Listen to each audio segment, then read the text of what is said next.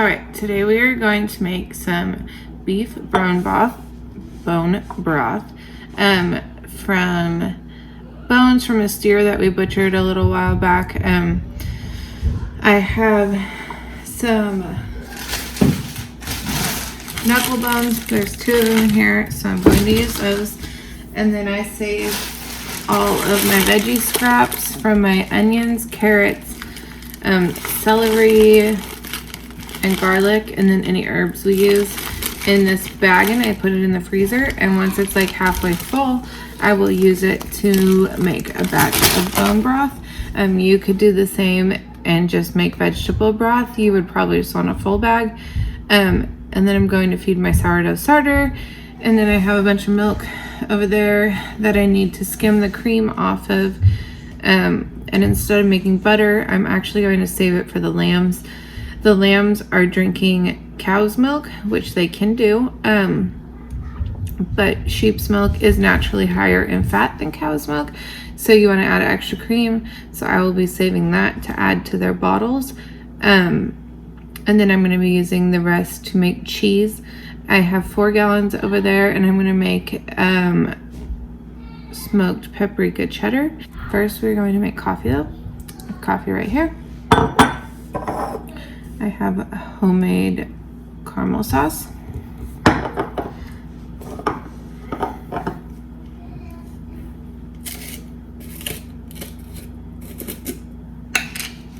So we're gonna put some caramel sauce in.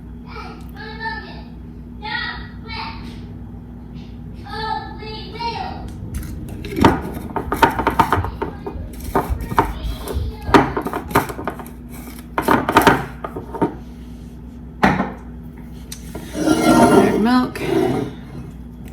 This is just a reused jar. It's our milk. It's not from a dairy farm. You can see the cream line right here. So this is all cream. This is all just milk. So normally if we're just drinking it, I would shake it so the cream is distributed in it. So it's like whole milk. I want mostly just cream in my coffee, so I'm not going to shake it. I'm just gonna pour, and the cream will come out.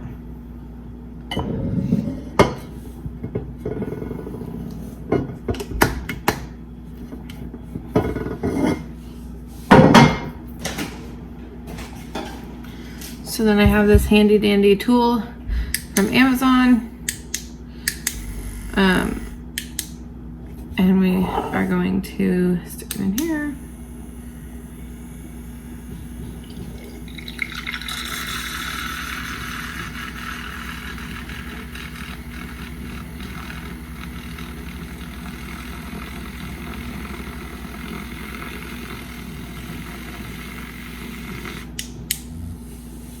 And now we have a nice frothy cup of coffee, not black beans. I used those labels on my jars once a while back, and they're like impossible to get off now that they're on there. So I just use tape now, just clear like regular old tape, and use that and stick them in my jars, and then write on it with Sharpie, and it's a lot easier to peel off. These labels, even when they do come off, they leave a bunch of black residue on the inside. So I don't like to use them anymore. Secondly, before we start, this package came today from Broth Nursery, and we are going to open it.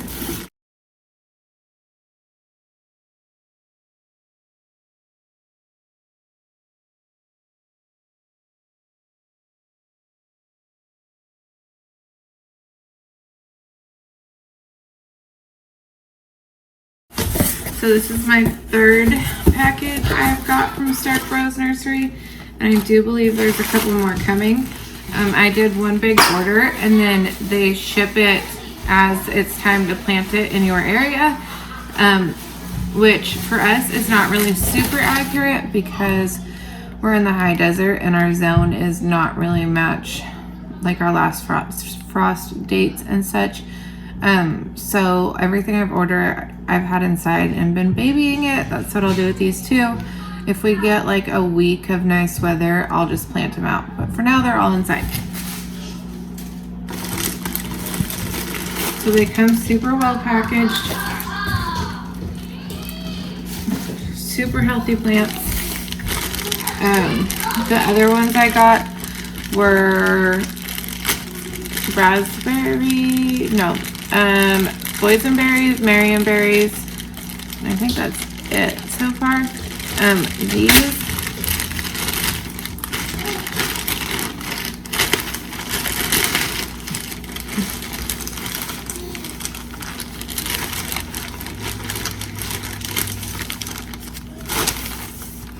look super good. It's been cold. They have super quick shipping, so stuff gets to you fast, doesn't freeze in the mail, whatever. And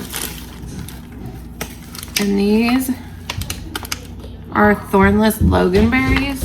So I've never had loganberries before, but they looked interesting and they sounded good, so I ordered some. So I'm gonna go put these in my plant room, and then we will get started.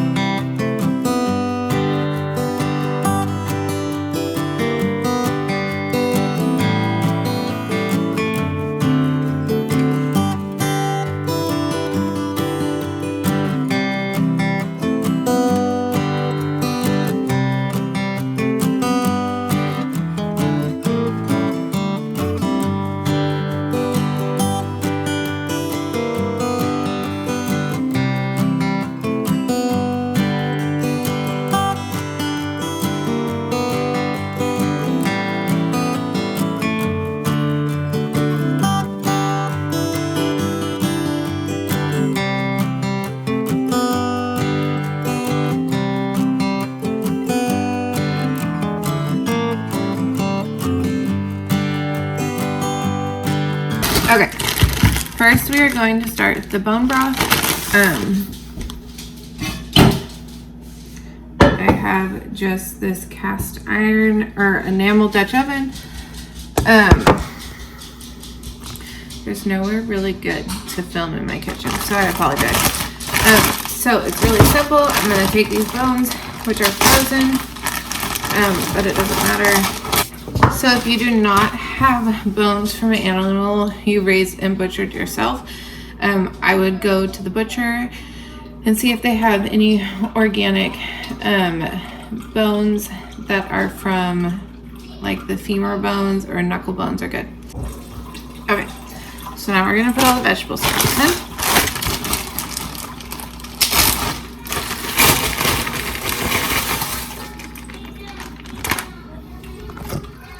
Okay, so we've got our bones, our vegetable scraps, and then we are going to put 1 tablespoon of vinegar, fill it with water, and then add herbs. I'll show you what herbs I like to add when we get there. Okay, so we got our apple cider vinegar. I'm gonna pour some in. You want about a tablespoon. I do not measure. So then I'm gonna put some salt, pepper, parsley, and thyme in it. And you can season it a bunch if you want. I don't do a ton because I don't know what recipe for sure I'm gonna be using it in. Usually it's just soup or cooking rice in, but I like to keep it pretty simple just in case. So I'm gonna do that.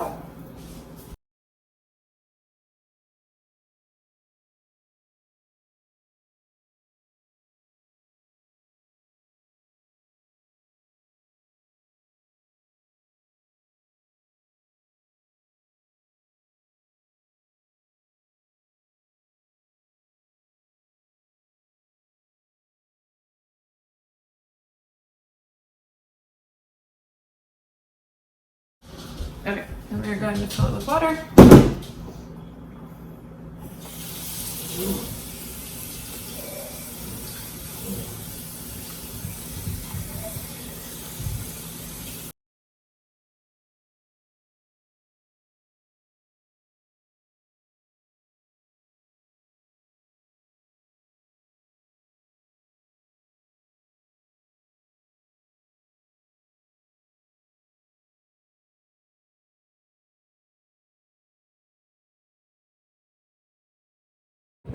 All right, so it's on the stove. I'm gonna bring it to a boil, and then I'm gonna turn it down low and just let it cook for most of the day. I'll probably let it cook until dinner time.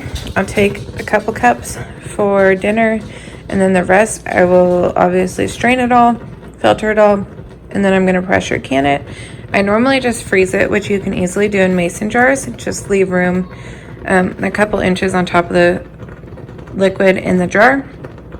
I am just about out of freezer space up at the house, and so I'm going to pressure can it this time. I won't do a video on that, but if you want to learn how to pressure can, you can watch my canning dried beans video, and it's basically the same process, just different time, different pressure. So then we're gonna get this pot all nice and full with milk and start on our cheese.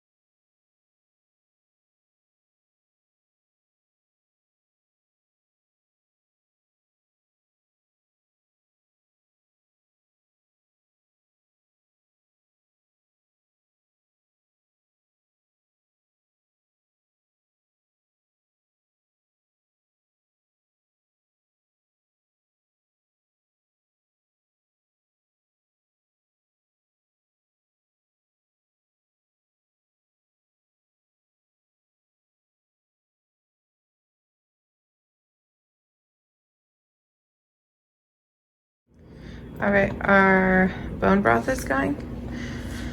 Our milk is heating for cheese. Got lots of dishes to do.